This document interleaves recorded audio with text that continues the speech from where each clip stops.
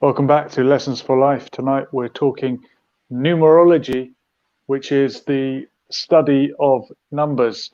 And if you thought mathematics was the study of numbers, numerology goes much deeper into the meaning, the significance, and the symbolism behind each of those digits that we remember from school. Isn't that right, Mac, who's joining us tonight? Yep, absolutely. How are you doing? How are you guys? Well, good to see you, and thank you for bringing up a great subject, as always. What got you into numerology? Well, you're not going to believe it, but when I was young, I used to get on the register. I used to be number 11. I used to get locker number 11, and I just used to see this trend with 11. So that was when I was young. 11 became like a lucky number for you. Kind of, yeah. And then I'm sure there's people that have the same coincidences, but I just felt 11 was following me a lot. Like it was just, it was. Well, I don't know if it was. Wow. Do you think? I don't know what I've tried to understand. Why would number 11 follow you? What did this mean? I have no idea. Like it's just one of them things. Maybe I've always maybe been you were destined to play football. Yeah, I used to be a good footballer, but I always used to. I mean, even with computers, binary digits is 0 and 1, 0 and 1 anyway. So number is something that's always intrigued me, to be honest. Like numbers, mathematics. And Amir Reza is saying hi, everyone. Okay, and do you have is 11 your favorite number, or it's just something that you noticed? It's something that I've just noticed. It could be a coincidence, like you say, but then, yeah, I can't see if there's any coincidence. If there weren't any coincidences. And what are some of the symbolic meanings behind numbers? The first number is obviously number 1, but after number 1, it took, I think, the Arabs to invent the number 0. There wasn't a concept of 0, and that changed mathematics completely. Yeah, and the decimal point as well. Decimal point, yeah, of course. Although you can also count in binary. Our number system. Why is there 10 digits? I assume it's because we've got 10 fingers, including the thumbs. Most of us.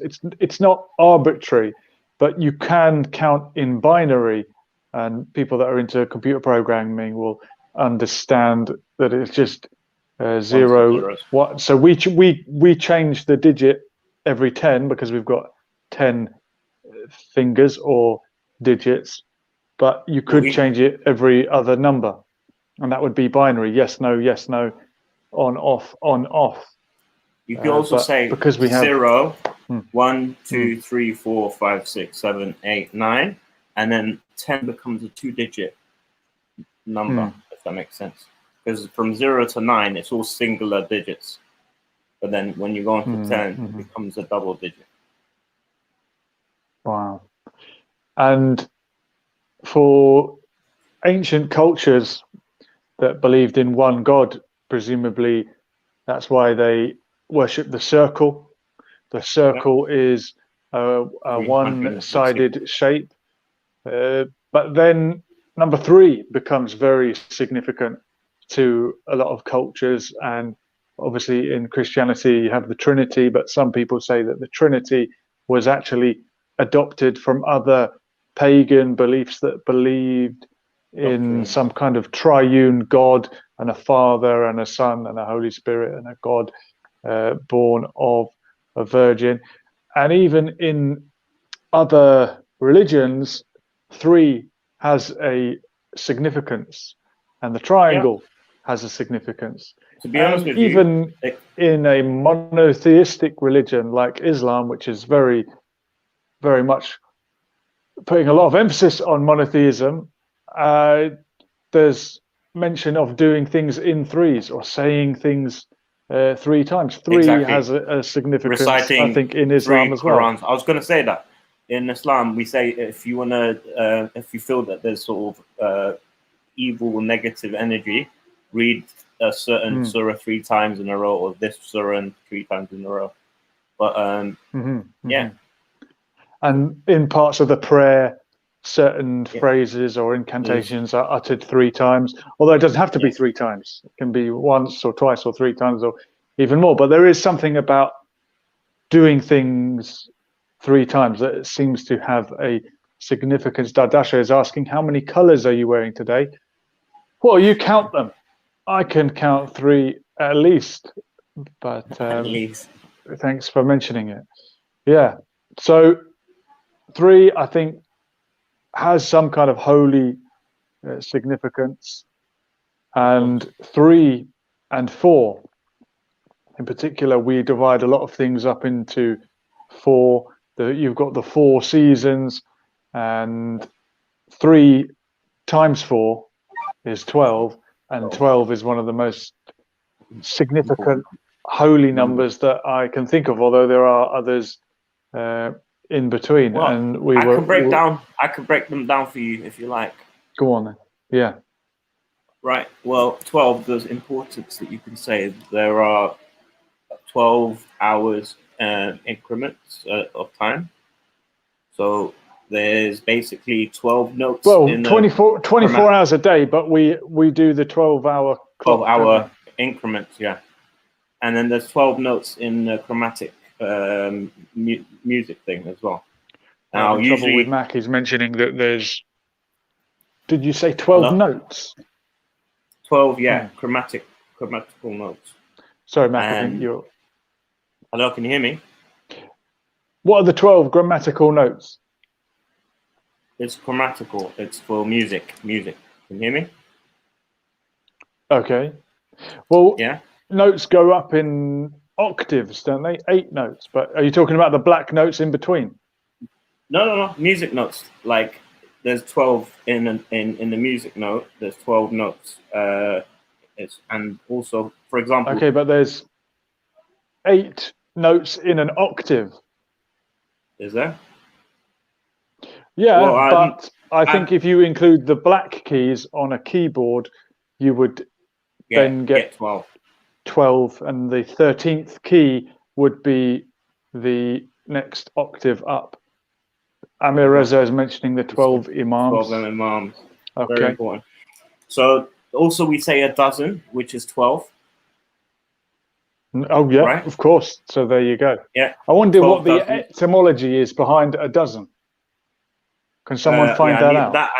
I need to look into that. Why do we call it a dozen? In school, you have 12 years or 12 grades.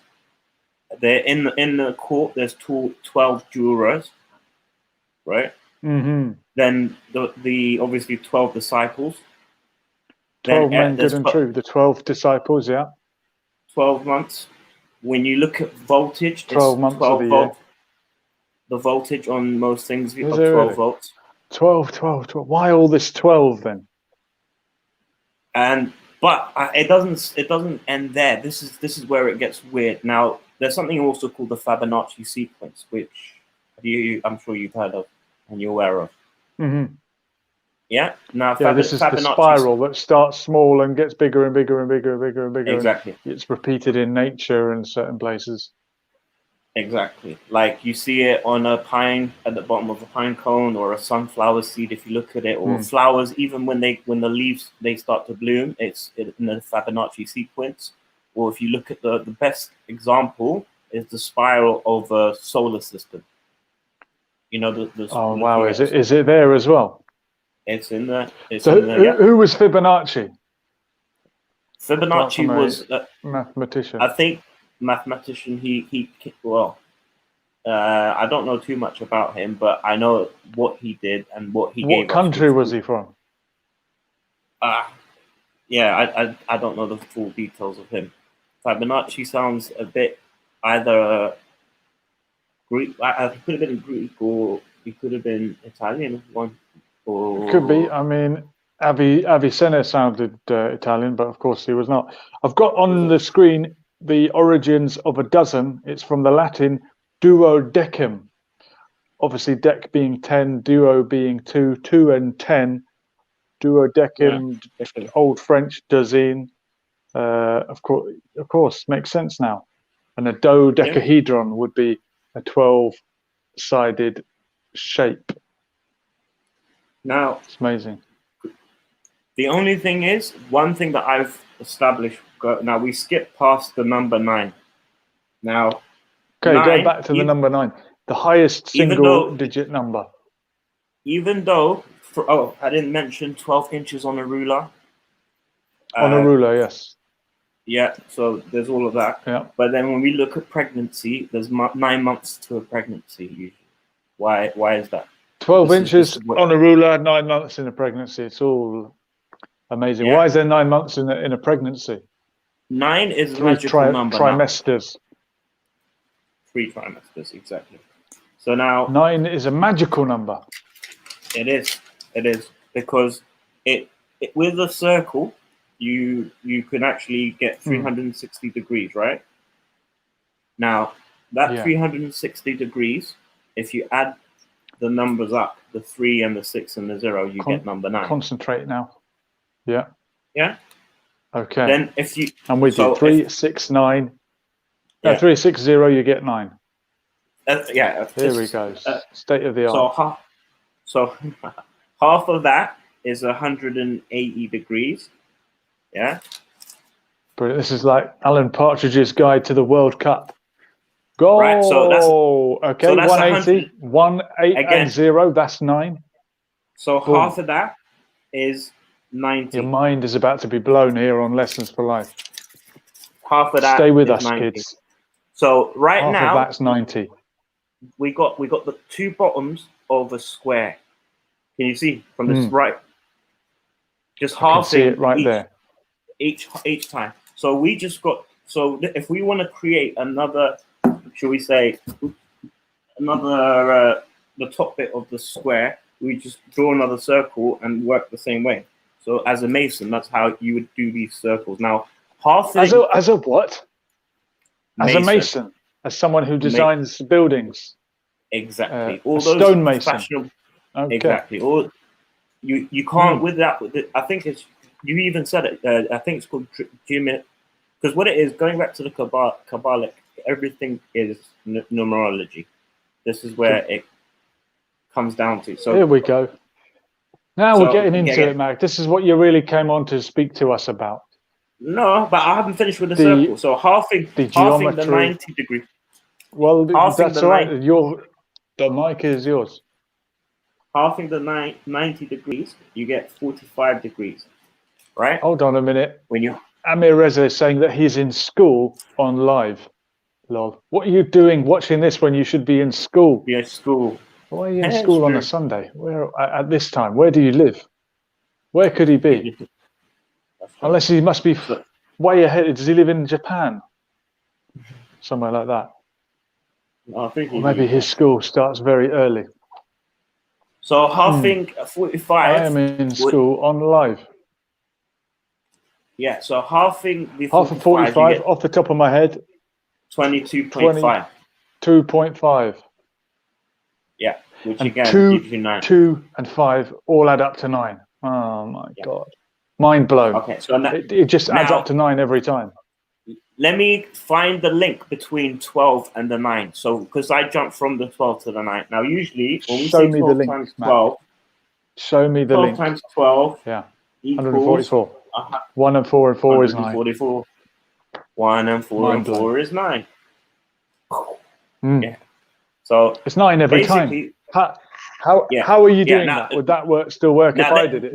Let me tell you something. Let me teach you something new on a calculator. Now, if you add 9 to any number from 0 to 9, you'll get that number back. It still becomes 9. Adding, for example, it becomes not times table. So if you add 4 plus 9, you get 13. But you add the 3 and the 1, and you get the original number. 1 and 3, the original 4 equals 4. Oh, and you get the original number back.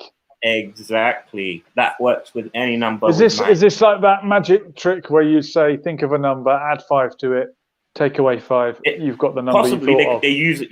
they use this to their advantage, of course. These sort of now Swindlers. what I've just shown you, swindlers. So now that's sorry. addition.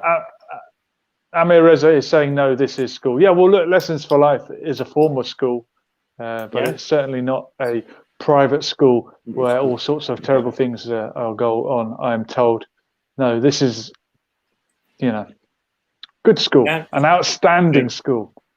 General knowledge school. And Mac is the professor.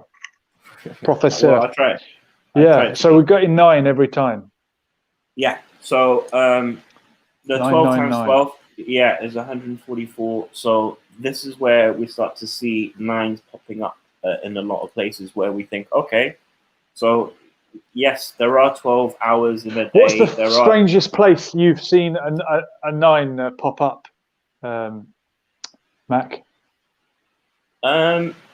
People associate more numbers, numerology, with the date and the stars, and so if something significant happened on a particular day, or on a number or a day, what if a 4 or 5 popped up? Should we be worried?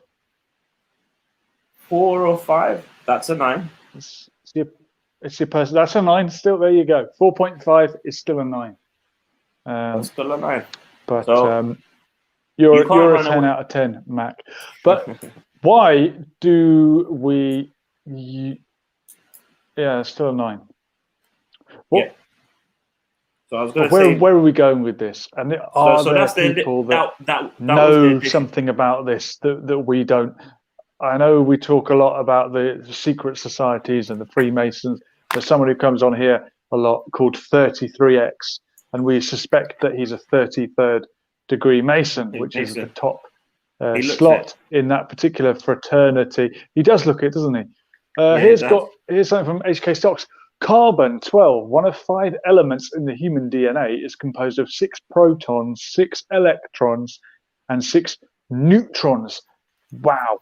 Now this sounds to me like the great architect. 666 know that it is the number of man. This is in Revelation, where we talk about the mark of the beast, and it warns us that his number is 666, but it actually says no, that is the number of man. And HK Stocks are saying DNA is composed of 6 protons, 6 electrons, and 6 neutrons, human DNA. So how did the Bible know that? Or are we just desperately looking for the coincidences to give us meaning to our life? But you've got the great architect up there. Okay, so basically, if everyone and the set square. Can you see above the G? Pay close attention now. You see the G with the compass above it? That compass now, represents... is that actually a compass, or is it the set square that's used for drawing? Because a compass draws the whole circle. It's and a compass. There's the other implement that measures the gap in between. No, because if you see, there's a ruler underneath it, indicating that it's a measurement. So it's a compass mentis. These apparatus are used for measuring and obviously drawing circles. This is what it's indicating.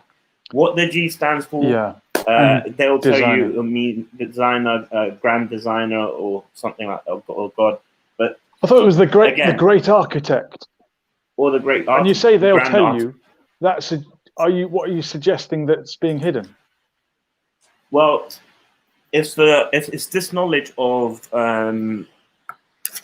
being able to, from a circle, you can create not only a square, but if you half, as I said, if you half 180, you get 90. Half that again, you get 45 degrees.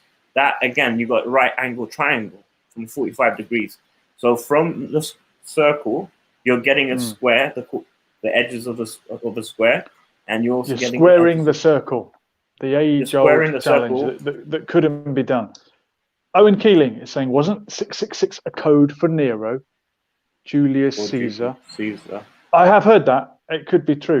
We've got Craig from Rich Kids Go Homeless saying, hi, brother. Hello there, Craig. And if you haven't checked out that documentary, there's a series that they do. Craig was on it, and it was a superb episode.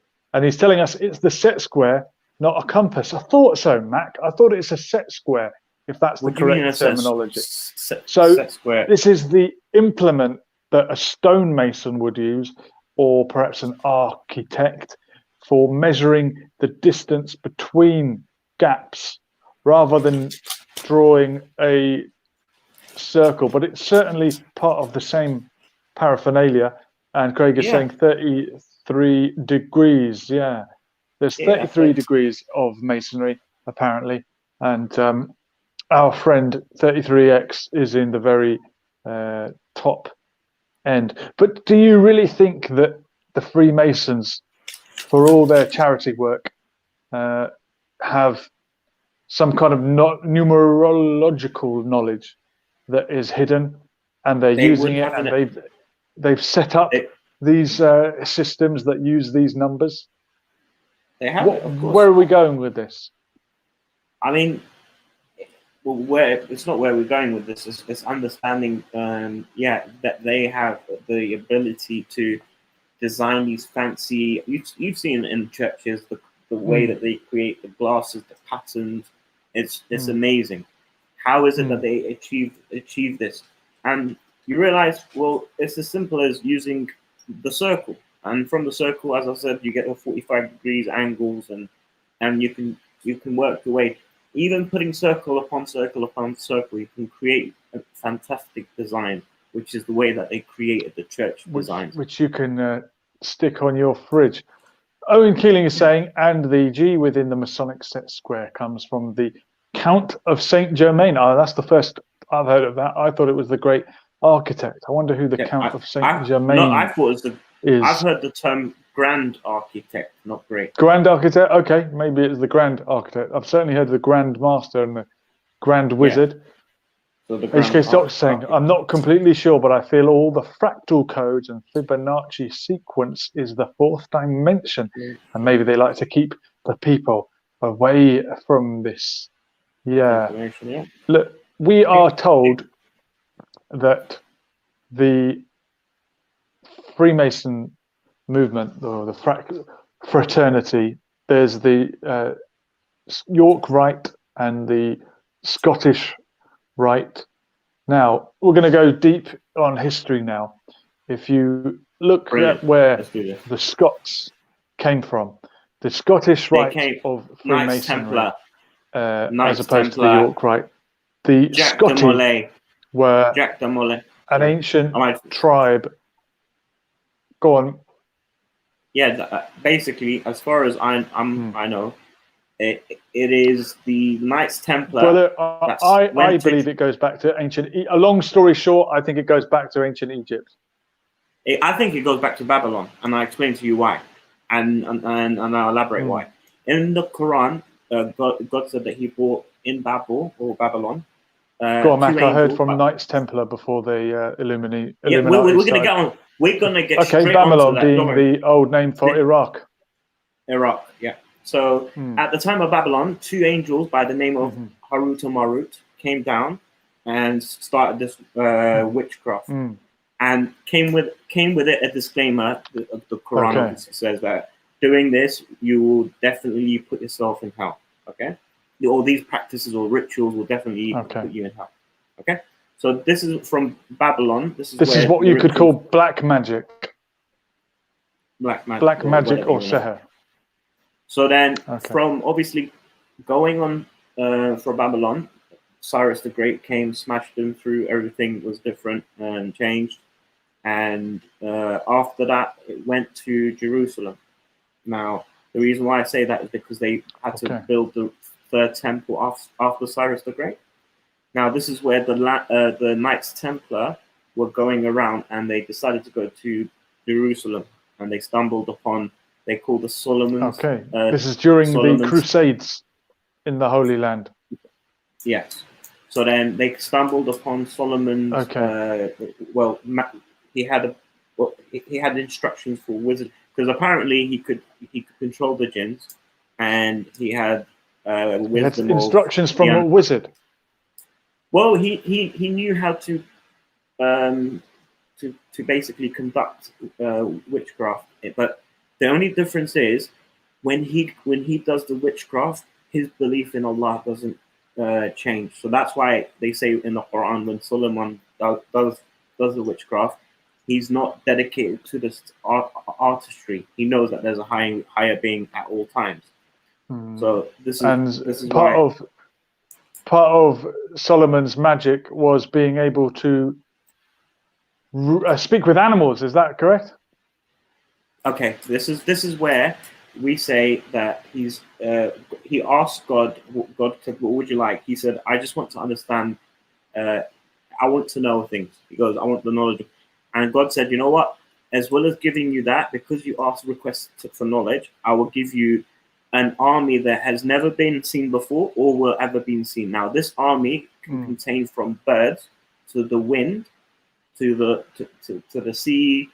So he could control everything. So it wasn't just speaking to the animals. He could tell the wind to blow like at 200 miles an hour. It wasn't as simple as that.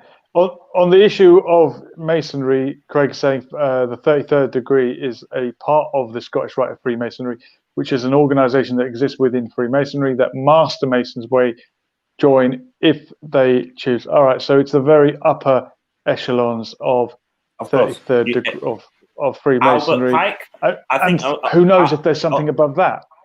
Okay. The only one we know that is 33 Mason that's well known is Albert Pike.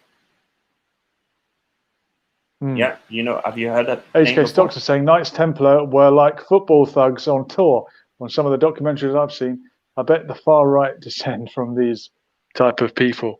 Now, look, the Vatican City was also mentioned. The priesthood of Egypt morphed into what we today know as the Vatican City. Top football team, Vatican City. But, of course, it is forbidden for a Roman Catholic to become a Freemason. So there's some dots we need to connect there. And you're saying that this magic was present in Babylon and the Holy Land, and that the Crusaders stumbled across it and dabbled with it maybe when they went on the Crusades. Is that what you're saying? That's exactly right. HK Stocks is saying all roads lead to Rome. But which Rome? And there's more than one. These Crusaders came across the Solomon and they went to a castle in Scotland. So then that's where, if you follow up in Scotland, there's a lot of Masonic, dedicated castles there, and that's because that's where they initiated from. So as soon as they stumbled on the magic of Solomon, and what they did is they changed themselves. Now, what links Knights Scotland Templar to ancient Egypt? I want you to tell me that. Well, Scotland. I mean, I can't think of it from the top of my head. I'm sorry, go on. I'll do it for you. The Scots are actually from Ireland originally. They brought with them the Gaelic language and the bagpipes and the Highland culture and wearing of kilts, etc. It was the Picts who inhabited Scotland prior to the arrival of the Scots. The Romans referred to Ireland as Scotia Major, and Scotland became Scotia Minor. The name Scotty or Scots is said to come from a daughter of an Egyptian pharaoh called Scota or Scota. So there is this mythological origin story that the Gaelic peoples of Scotland and Ireland are descended from ancient Egyptian royalty, and this might be a connection from the Celtic people to the ancient Egyptian people, and this pursuit of magic, of knowledge, an obsession with a triangle, which could be linked to the pyramids, might be this idea of trying to attain King Solomon's magic. Solomon al-Hakim, the wise, the one who could speak to the animals, who could do this magic. But as you said, he used it for good with the humility and the belief in God, and perhaps these people want to use it for evil, or they are just power hungry. But I don't think that your average Freemason has any concept that this is happening. This is just us going a little bit speculative. Of course, everything is. And Owen Keeling is saying Freemasonry wasn't satanic until the past 100 years. 100 years ago. Okay, Albert go Pike. for it, Mac. And this is where they started to go on saying that Lucifer, the light bearer, was the good one, because even in the Garden of Eden, it was the snake or Lucifer that came and gave the knowledge. And if it wasn't for them, then we would have never been knowledgeable as we are, apparently. So that the ideology is that Lucifer is not a bad entity. He's always been the person that brought us the should we say the light, or enlightening us, because he's called the light bearer. Okay. So based on that on that theology, and light is seen as a positive thing, no?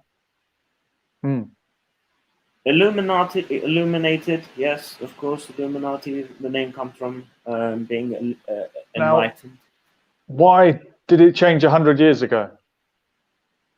What happened 100 years ago that made these people become evil, if you think they weren't evil before?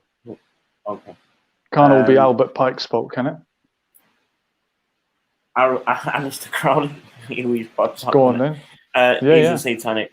I wouldn't be surprised if it wasn't for the works or for the doings of these entities. And even Darwinism doesn't help with the ideology of a god, because believing that we come from monkeys and we sprung just randomly and we're in the Goldilocks zone, it just can't be. It just can't be by coincidence. Does that make sense? So that if you're, again, that's where the academic people would say no, Darwinism is nothing to do. I mean, but that's where Darwin completely takes God out of the equation. God is not in the equation anymore. So that's why I believe Satanism started with the ideology of believing that we come from monkeys, because if you're going to take away God out the equation, then you got to see where it's rooted from. And in my opinion, I think believing that we come from monkeys, or the Darwinism belief, is where we get lost and we start coming into Satan. Okay, and this was about around the same time, around 100 years ago. On the screen, we've got HK Stock saying Unam Sanctum was a big claim by the Vatican in the 13th century. It's time to get Wikipedia out. Unam Sanctum is a papal bull that was issued by Pope Boniface VIII. It laid down dogmatic propositions on the unity of the Catholic Church, the necessity of belonging to it for eternal salvation, the position of the Pope as supreme head of the Church. Okay, so this was an authoritarian edict, sort of saying this is our way, my way, or the highway. And do you think that led people to break away? I mean, you had the Great Schism about 300 years before that, and the Reformation about 200 years afterwards. But there is this suggestion that the Freemasons and other occultists, if I can call them that, were with the Catholic Church when they arrived in the Holy Land, being part of the Crusades. But when they got there, they broke away and they pursued the magic rather than the Holy Pope, who was making these edicts, such as the Unam Sanctum that our friend just mentioned. And apparently the Phoenician Empire is important as well. Yeah, this Middle Eastern empire that ruled the Mediterranean at the time. I've heard that Venice takes its name from Phoenicia, but I've also heard that that's not true. So there you go. But the Phoenician alphabet is why we talk about something being phonetic. And Abjad is the number coding Well, that you can apply to the Arabic language and end up with things like Bismillah being shortened to 786, which I think everyone had in their email address at some point, but didn't know Abjad is why also they Phoenician as well. were putting it there. Abjad Is it? falls under What? Yeah, Phoenician falls under Abjad. Sorry, or it's actually they're all Okay. cuneiform, or they're Sanskrit. You got cuneiform. Yeah, they're called cuneiform. So HK Stocks is saying yes, all language is Phoenician. Now, if you look at where Phoenicia was in the eastern part of the Mediterranean, in the sort of Lebanon area, you're not far from where you might have had the Tower of Babel, and this idea that we used to all speak the same language until some arrogant people built a great tower to try and reach God, and he knocked it down, and then everyone started speaking in different tongues. You're talking about the languages. Tower of Babel. That's at the time of Nimrod. Tower of Babel, yes, as in Nimrod. babbling. Nimrod, yeah, the great enemy. Oh, and Keeling is saying Gematria. Yeah, Gematria is the Hebrew equivalent of Gematria. And Nebuchadnezzar or Nebuchadnezzar was the king of Babylon who destroyed the kingdom in that region. Yeah. Who destroyed Israel. Yeah. But then obviously Cyrus the Great came. And Cyrus the Great came. That's right. And he came and he helped. And basically, it's in the Bible, so it's not like it's not a bad thing. But yeah, it's not like you could make it up. Nebuchadnezzar was an evil man, apparently, and he went crazy in his old age as well. But going back to the Freemasonic thing, I think it says here 1717 it started, and the lodges obviously started from 1717 basically, and it does start in Scotland. See, that's quite recent, isn't it? We are making out that this is some kind of ancient fraternity. It's kind of like the ancient order of Hibernians, which isn't actually that ancient at all, and really was started as a rival to the Orange Order. But sometimes by the 15th, something new can tap into something old and pursue an ancient idea, harking back to these civilizations. And whether it's literal or figurative, there seems to be a real fascination with what happened in ancient Egypt, what happened in Babylon, what happened in Phoenicia and in the Kingdom of David and all these places. And we get the impression that these people are the Canines or the Canaanites, whatever you like to call them. Yeah, they have this obsession with trying to rebuild the third temple. And there's a lot of conclusions that get jumped to, and I'm guilty of jumping to myself. Do you know a guy called Ron Wyatt? No. You don't know anyone called by Ron Wyatt? What school did he go to? He's very known. His name is Ronald Wyatt, and he basically was the one that found the Ark of the Covenant, and he believes that he found the blood of Jesus. Really? Yes, and this is because wasn't that Indiana Jones, Raiders of the Lost Ark? Exactly who he is. So basically, what it's saying here is, as well as being Raiders of the Lost Ark, but he found a blood, and he goes, in that blood there was only 23 chromosomes and one Y chromosome along with it. So that was indicating that. Where did he find this blood? In Jerusalem. Okay. He found it on the floor? No, it basically where? He wanted to see where. In an excavation, I assume. He's an archaeologist or something. Yeah, he excavated an area in near Zion, obviously, but where is where he because what it is, he read the old the Greek, how they used to execute people and where they used to execute them. So for him to work out where to excavate, Golgotha, the place of the skull. Yeah. Yes. So for him to find out where to excavate, to try and look, he realized where they do it is when they hang or they cross people is by the main crossroad where the main roads were in the Roman times. So by the roadways, you see people just been hung by. So he knew where to go. So he followed, and apparently at the time when Jesus was on the cross, there was a big earthquake that occurred right underneath the plate of where Jesus was hung. So that's where and this would explain the tearing of the curtain. Yeah. So now as he was stabbed by the Roman and the blood started gushing out, it went into the floor and it's basically taken into a underground caving where he found the Ark of the Covenant. He's found. He even actually took out the 10 Commandments that's inside. This is, and it's no joke.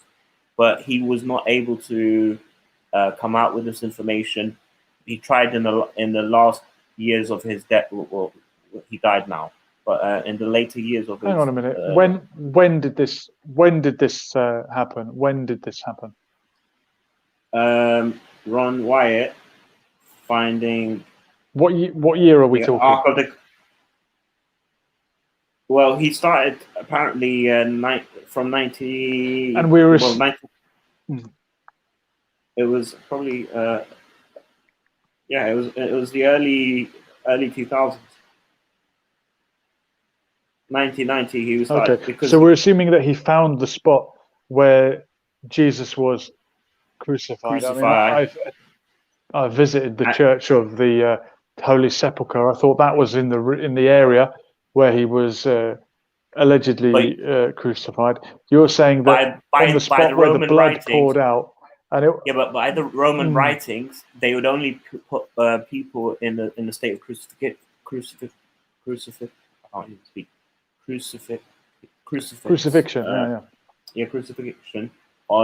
by the side road. So there's only because in the Roman time there were no side roads. There was only one main road, and they was always put those. So they would always put those on display so people can see and to be fearful at the same time. So it was basically that's how from the writing of the Romans he realized he couldn't have done it in the main place or this place or that. He realized where the old Roman road was, and he followed it, and he realized where it had been cracked or earthquake taken place, and he dug underneath it, excavated it with his two sons, and eventually came across the Ark of Covenant. He was apparently it's his storytelling, not mine. If you do, and what is the Ark of the Covenant? Because the covenant was given to Moses, was it not? Yes. The covenant meaning the promise.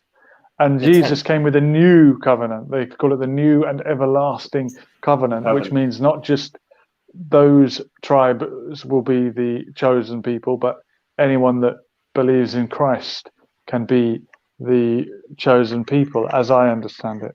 The new and everlasting covenant, meaning a promise. If you have faith in Jesus, you will be saved. Which we Muslims believe he's going to come back end of time. So of course, as a Muslim, I would advise you, believe in Jesus too, and understand that he's coming back at the end of times when he any minute now probably. So see, 1770, is when they became Freemasons to the Illuminati, and it's 1776. Well, this is from well done, Owen. Owen.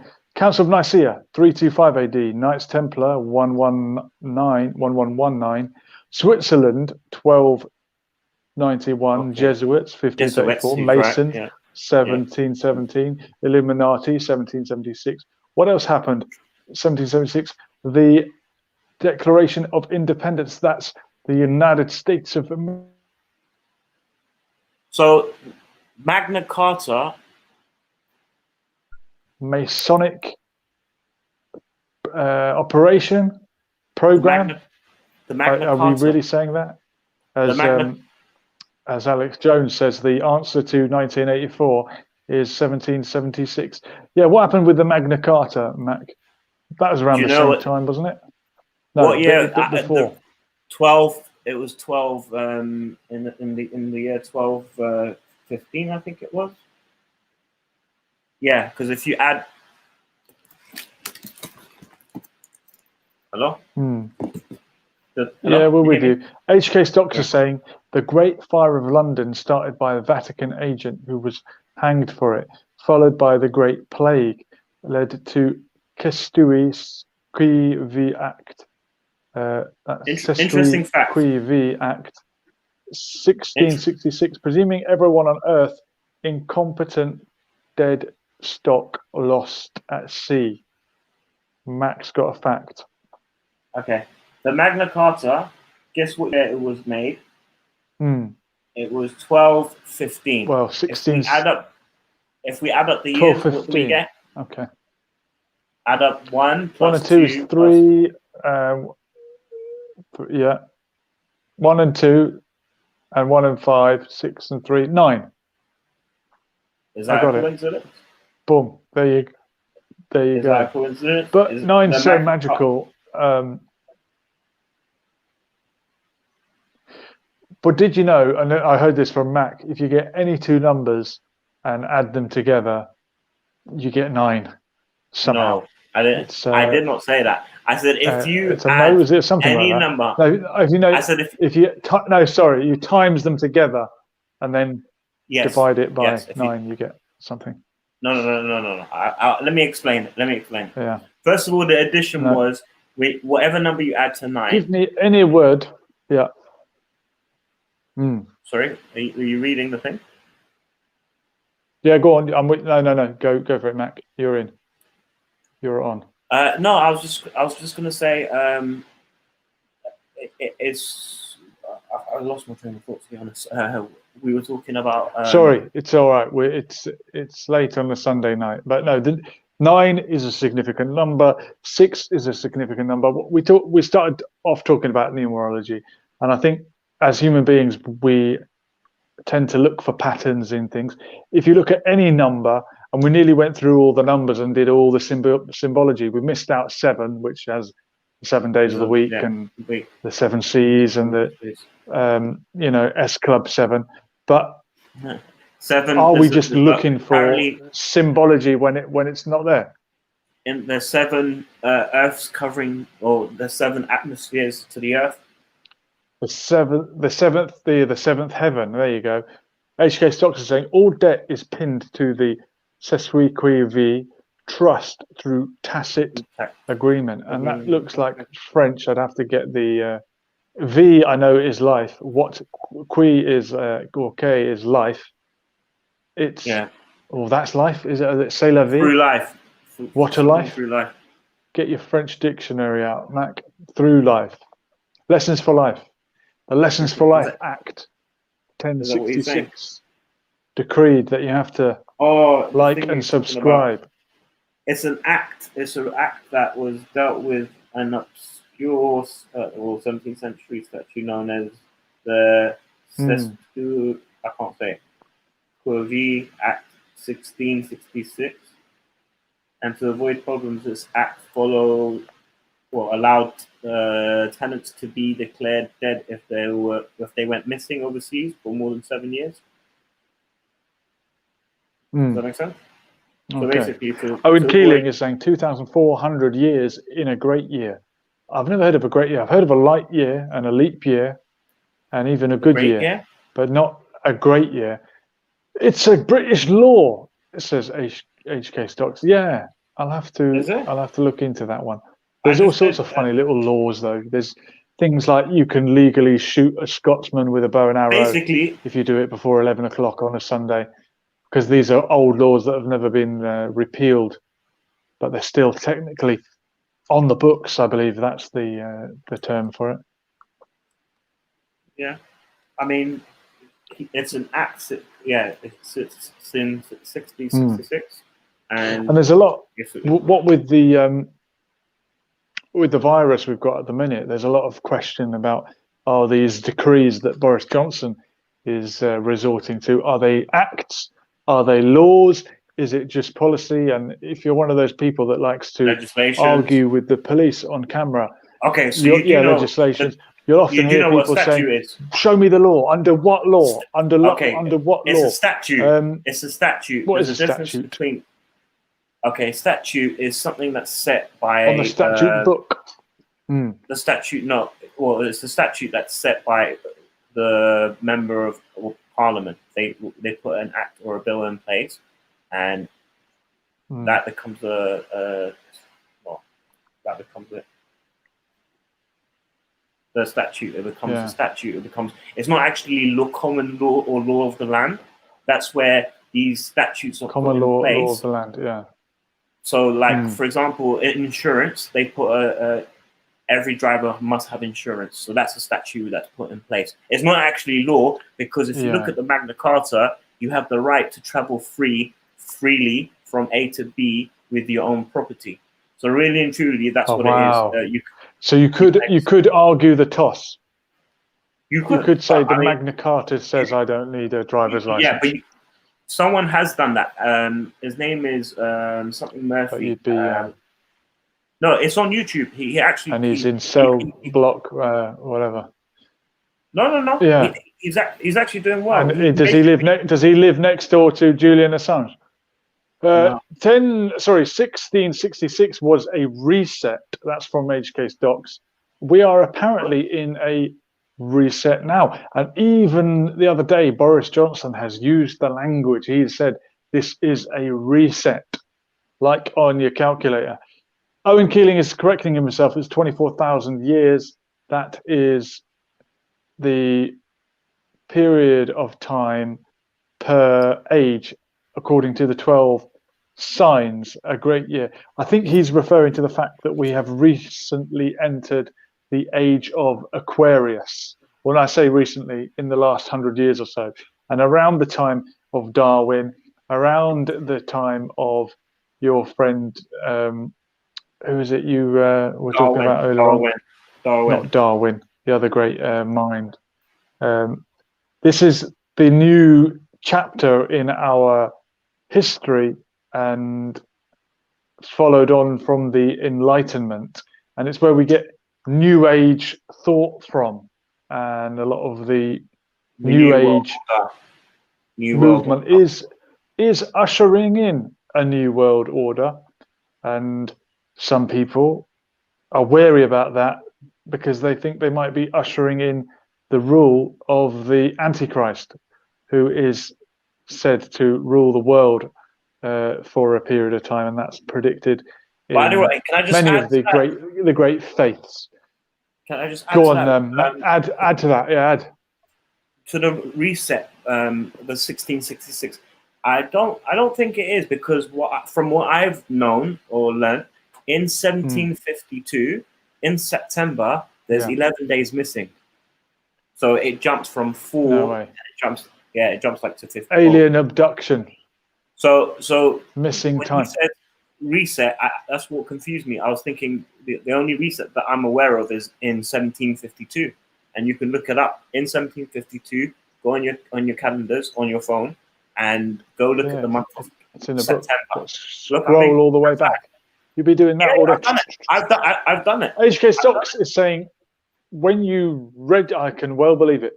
When you register anything, you hand over ownership to the regis, the monarch. There's brilliant. I love that etymology. That's true. We know that regicide is when you kill the monarch, and the regal refers to anything to do with the royal family. So when you register, you are handing it over to the monarch. Does that mean I shouldn't register my birth? I shouldn't register my marriage. I'm giving it to the king or queen. Everything at the moment. From your birth certificate, because what it is, his name is Dave Murphy, right? If you look him up on YouTube, he's not in court. He's not. But what he done is he sent his license back to the VLA, and he goes, "I would like to unregister my vehicle as well as give." So he did this by the books. Dave Murphy. Look up Dave Murphy getting out of not paying for car insurance, not having a license, and then apparently he said, "Why you can't? They couldn't arrest him." I hope I don't crash into him. Well, that's the only thing. That's the only time on the small print. He has exactly. He has a fund in place in case of an accident, and he's put that in fine print. So every time they pull him up, he says, "Look, I can't remember the term he used for it, but he goes, I have this certain thing in place in case I have an accident." And then obviously because the police will car insurance. Yeah. Look it up, Dave Murphy, YouTube. No insurance and how he gets out. We've got a friend of his in the chat, HK Stocks, is saying, "I've known Dave for 20 years." There you go. It's corroborated. It's a small world, this online place. I'm not lying to you. Dave Murphy's amazing, and the work he brings back. He sent his license back. He deregistered his car, and he knows by the books what to do. Obviously, you can't just be a willy-nilly guy, just do your own thing. No, you gotta look up the Magna Carta. You got to do your homework. I wonder if he pays the congestion charge. You know, I believe it. Do you know what's so funny? He's a flat earther now. Oh God. Okay, well, no one's perfect. But he explains that very, very well. You should look him up, Dave Murphy. Anyway, someone who's your friend? Age Cases. Okay, knows him. HK Stocks is claiming to have known this Dave Murphy chap for 20 years. There you go. So you know what I'm talking about then. Ask him get him on the show. Let's get him on the show. But I don't want to talk about the shape. I don't want to talk about the shape of the globe. But if he wants to talk about anything else, I've got time for him. HK Stocks. Look, we don't have to agree on everything, but I think you lose a lot of credibility if you start banging on about that nonsense. And I really do think it's a form of disinformation. So how many times have we been together? And this is like my second or third time, perhaps bringing it up. This is not the kind of thing I like to talk about regularly myself. No, I know. No, I'm not accusing you, Mac. I'm just saying what it does to the. Of course, disinformation. The truth movement. And Owen Keeling is saying, didn't he go on Good Morning Britain and drink his pee? He does urine therapy. There's something called a urine therapy, where for 21 days. Dr. Sebi, if you read on Dr. Sebi, and obviously he's doing, it's called the urine. I haven't done it, but I've read up on it and I've looked into it. What it is, the more you drink your urine, the cleaner it becomes, and it becomes more not acidic. It becomes more alkaline, and the more alkaline your body is, the better state that your body stays in. So if you can, not drinking piss, drink alkaline water. Alkaline water will help you achieve the same sort of thing, and that's the idea. That's because the idea started with a man being stuck on the ship for over a month, and he was forced to drink his own piss. But when he came back on land, he actually saw some differences. His asthma had gone away, and he's like, "Why is that?" Well, this is the thing, but he, as you say, he could achieve the same results without resorting to that. Of course, like I said, he found out the solution eventually was alkaline water. So my advice to your viewers is just when you look at the water, make sure it's more alkaline. That's it. Yes, I think there's a lot to be said for having your body in an alkaline state, but you don't need to go to these extremes to achieve that. Yeah, Dr. Otto Warburg was the Nobel Prize winner who actually won the Nobel Prize for creating alkaline states and killing things like cancer and other type of internal infections. So it is a document, and he got his Nobel Prize in 1931, Dr. Otto Warburg, and you can obviously But it's not about drinking PE, it's about alkaline water. So just And answering, that's the point. yeah. That's the main point. Remember that, kids. All right, Mac. Well, look, we've survived another night here on Lessons for Life. It's been marvelous for me, and we'll do it again, possibly tomorrow night. Definitely Tuesday night. Prepare, viewers. Wednesday. Tuesday night we're going.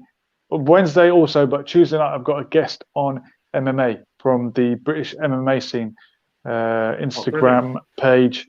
A former opponent of mine, actually. So it's going to be great to catch up with him. So look out for that Tuesday from 10, but you never know. With a bit of luck, we might come back tomorrow. Mac, thank you for the numbers. Thank you. This has been Lessons for Life. We'll do it all again soon. We were here. We're gone.